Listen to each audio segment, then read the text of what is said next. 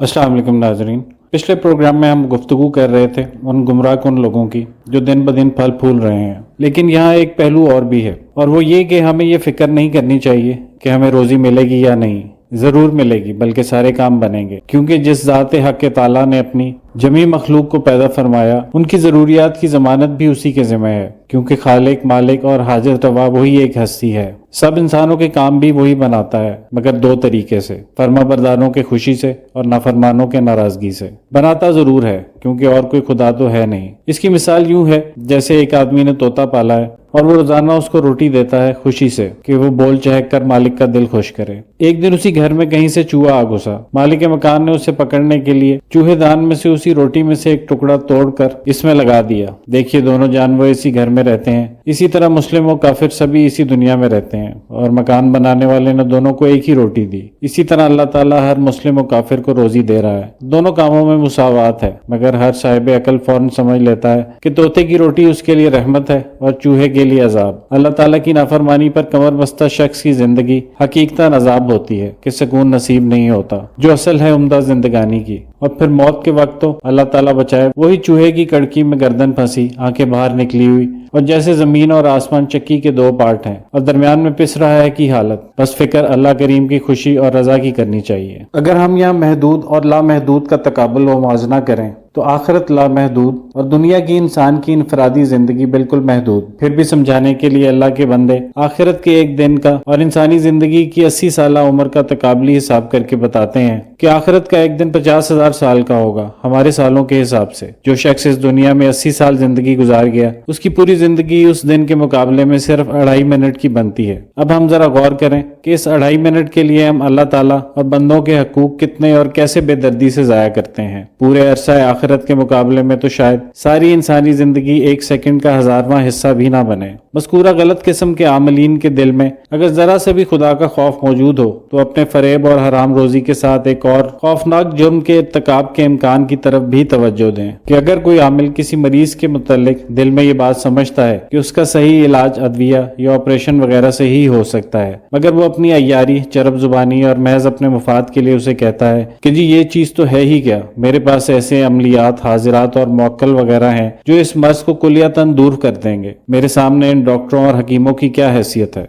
और बस तुम फौरन मेरा ही इलाज शुरू कर दो, फिर देखो कैसे फटाफट ठीक होते हो। इस तरह अगर वो मरीज सही इलाज न होने से मर जाता है तो यह अमल उसका कुल्ली या जुज़वी कातिल करार दिया जाएगा। जायज़ किस्म के तावीज़ात, अमलियात, दमो दरूद वगैरह करने वाले हजरात भी उसके मुतल्लिक नोट फरमा लें कि दावा शिफा करना तो महज तिफलाना हरकत है, और दावा इलाज भी बजरिया तावीज़ात और अमलियात सिर्फ 3-4 तकालीफ के लिए हो सकता है, यानी जन्नात, सहर, नजर बद, हमरा मुनासिब अद्वियात। बाकी जितने अमराज हैं वो लायके दवा हैं, जिनकी अद्विया अल्लाह ताला ने पैदा फरमाई है और वो बेफायदा पैदा नहीं की गई, उनका इलाज उन्हीं से किया जाना चाहिए। पिछले प्रोग्राम में हम जन्नात और जाली आमलीन के बारे में गुफ्तगू कर चुके हैं, मगर शहर के मुतल्लिक जिक्र नहीं हुआ, हालांकि ये भी जन्नात के हवा से कम नहीं बल्कि शायद उससे ज्यादा ही हो। लिहाजा यहाँ हम कुरान की रोशनी में सहर की हकीकत मालूम करेंगे कि साहिर फरीक सानी को अपने जिस्म की मुख्तलिफ हरकत, चरब जुबानी, आंखों, हाथों वगैरह से या नेज किसी भी शोबदाबाजी से मुतासिर कर लेता है, और वो मतलूबा साहिर चीज को इसी तरह दिखाता है जैसे उसे वो दिखलाना चाहता है, यानी इंसान की कुव्वत मुतहैला को मुतासिर करके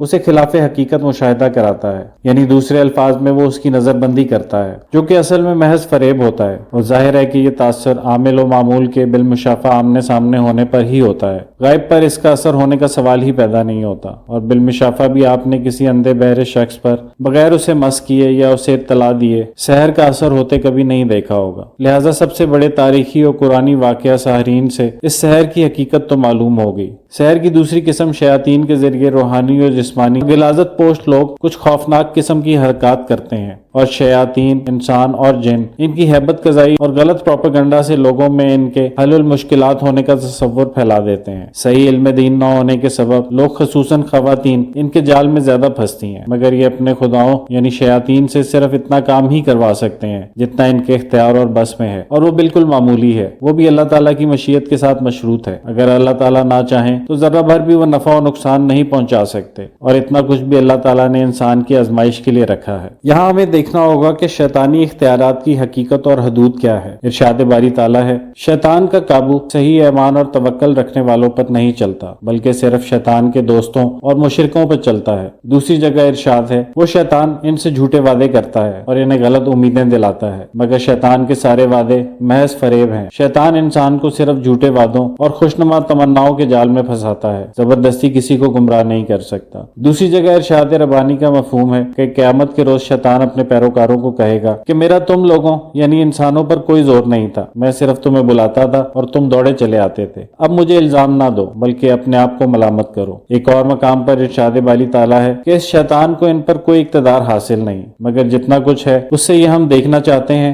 कि कौन आखिरत को मारने वाला और कौन उसके बारे में शक में है। यानी ये इब्लीस कल्बे इंसानी में वसवसा पैदा करता है। अगर फौरन बफजल ताला मुतनब्बे होकर अस्तगफार लाहौल पढ़कर अल्लाह ताला की तरफ रुजू किया तो ये दौड़ जाता है। अगर अपने इख्तियार से इस वसवसा को आगे चलाते रहें और स्कीम बनाते रहें और फिर उस पर अमल भी कर लिया तो खुद फंसे। ये तो रूहानी ज़रर का बयान हुआ, इस पर जिस्मानी ज़रर को क्यास कर लें। वसवसा आ जाना गैर इख्तियारी है, लिहाजा उस पर मुआखजा नहीं, ना उसका ज़रर है। इससे आगे इख्तियारी है कि उसे आगे चलाता रहे तो उस पर मुआखजा है। इरशाद बारी ताला है, तुम अपने दिल की बातों को ख्वाह जाहिर करो ख्वाह छुपाओ, अल्लाह ताला तुमसे बहरहाल इनका हिसाब ले लेगा। जिस्मानी ज़रर की मिसाल लीजिए, 10-12 अफराद सर्दियों में एक कमरे में सोए हुए हैं, बच्चे, मर्द, औरतें, मगर सिर्फ एक औरत के बाल की लट बेदार होने पर कटी हुई मिलती है। क्या कोई साहिर खुद आया? नहीं, बाहर से दरवाजा बंद और अंदर से दरवाजे का भी कुंडा लगा हुआ है। जाहिर है कि किसी ने जिन्नात के जरिए ही ये हरकत की है, बल्कि करवाई है। यानी जो ऐसा मस शैतानी होगा वो महसूस यानी खुद इंसान की गलती की वजह से होगा और वो बिला वास्ता होगा, उसे जिन्नात की शरारत कहते हैं। और जो साहिर जिन्नात के जरिए ऐसी कार्रवाई करवाए वो बिल वास्ता होगा, उसे सहर या जादू कहते हैं। यानी दोनों में जिन्नात ही की कारस्तानी कार फरमा होती है। और जाहिर है कि बाल तराश जिन भी दुश्मन है और इसे भेजने वाला भी दुश्मन और भिजवाने वाला भी दुश्मन। अब इस दुश्मन जिन को 100% कुली जरर पहुंचाने का सुनहरी मौका हासिल है, मगर वो सिर्फ बाल काटने पर ही क्यों इक्तफा करता है। और ये जिन गायब भी है, नजर भी नहीं आता, और जिस पर वार किया जा रहा है वो बेदार भी नहीं कि शोर ही मचा सके। जिन ताकतवर भी है और औरत कमजोर, फिर वो उस औरत की गर्दन ही क्यों नहीं काट देता? वजह यह है कि उसे ये इख्तियार हासिल ही नहीं। उसके इख्तियार की हद और इख्तियार सिर्फ बाल या कपड़ा काट देने तक है। कभी आपने देखा या सुना होगा कि जिन्नात जो रोड़े, ईंटें वगैरह फेंकते हैं वो इंसानों या जानवरों के जिस्म पर नहीं गिरती, बल्कि उनके पास इधर उधर गिरती हैं। और जब से इंसान की तारीख का इल्म हुआ है, कभी दुनिया भर में किसी जिन ने ना किसी इंसान को कत्ल किया और ना ही उसकी गर्दन काटी,